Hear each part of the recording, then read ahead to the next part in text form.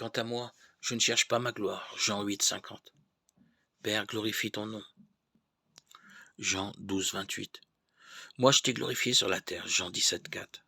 Dans le jardin d'Éden, Satan a persuadé Adam et Ève qu'ils seraient comme Dieu, s'ils mangeaient du fruit défendu.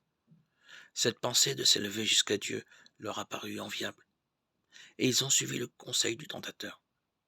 Ils ont ainsi désobéi à Dieu, reniant son autorité de créateur sur eux. Ce désir de s'élever a été transmis à toute l'espèce humaine. L'humilité ne nous est pas naturelle. L'orgueil, il faut bien l'admettre, habite nos cœurs, à tous, à des degrés divers.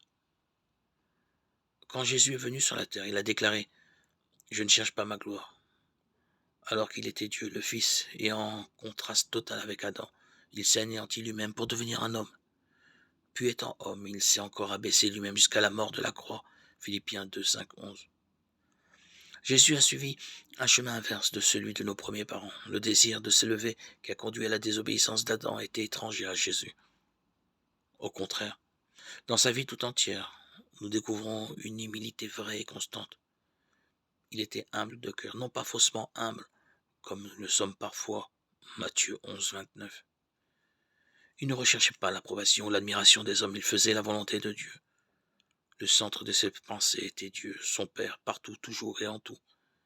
En lui seul, Dieu a trouvé son plaisir. Matthieu 17, 5. C'est pourquoi Dieu l'a ressuscité et l'a élevé très haut. Il l'a couronné de gloire et d'honneur. Philippiens 2, 9. Hébreux 2, 9.